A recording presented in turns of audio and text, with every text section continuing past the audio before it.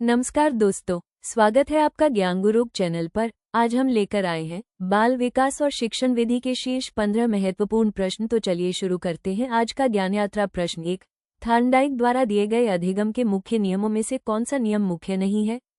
उत्तर, अभिवृत्ति का नियम, law of attitude. Thorndike ने 3 मुख्य नियम बताए: अभ्यास, तत्परता और प्रभाव का नियम। अभिवृत्ति का नियम गौण नियमों में आता है। प्रश्न 2, कोहलर और कोफका के अनुसार सीखना किस प्रकार होता है? उत्तर, सूझ या अंतर्दृष्टि, इंसाइट के माध्यम से। इसे आहा एक्सपीरियंस भी कहा जाता है। प्रश्न 3, गिलफोर्ड के अनुसार अपसारी चिंतन, डाइवर्जेंट थिंकिंग में क्या आवश्यक है? उत्तर, विचार प्रवाह यानी फ्लुएंसी ऑफ आइडियाज। इसमें मौलिकता और लचीलापन भी शामिल है।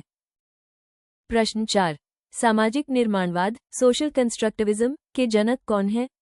उत्तर, लेव वाइगोत्स्की। उन्होंने जोन ऑफ प्रॉक्सिमल डेवलपमेंट का सिद्धांत दिया। प्रश्न 5, अधिगम को प्रभावित करने वाले प्रमुख कारक कौन कौन से हैं? उत्तर, व्यक्तिगत, सामाजिक, मानसिक और शारीरिक कारक। विद्यार्थी की रुचि, स्वास्थ्य और पारिवारिक वातावरण इससे जुड़े हैं। प्रश्न 6, विकास की कौन सी विशेषता नहीं है? उत्तर, अनियंत्रित और स्वतंत्र होना, क्योंकि विकास एक नियंत्रित और क्रमिक प्रक्रिया है। प्रश्न 7, मस्तिष्क उद्वेलन विधि, ब्रेनस्टॉर्मिंग मेथड के प्रतिपादक कौन है? उत्तर, एलेक्स ऑसबोर्न। ये समूह में रचनात्मक विचार उत्पन्न करने की तकनीक है। प्रश्न 8, हेरिडिटरी जीनियस पुस्तक के लेखक कौन है?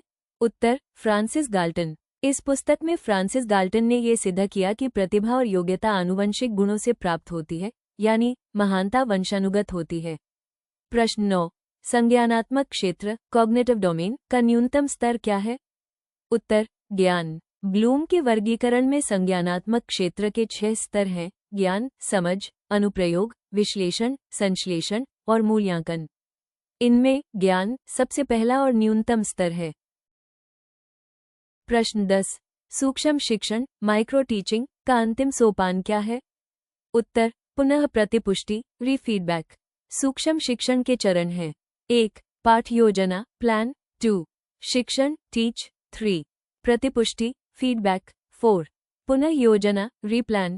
5, पुनः शिक्षण, रीटीच। 6, पुनः प्रतिपुष्टि, रीफीडबैक। अंतिम सोपान पुनः प्रतिपुष्टि होता है। प्रश्न 11, प्रासंगिक अंतर्बोध परीक्षण, थीमेटिक एपर्सेप्शन टेस्ट तट से कौन संबंधित है?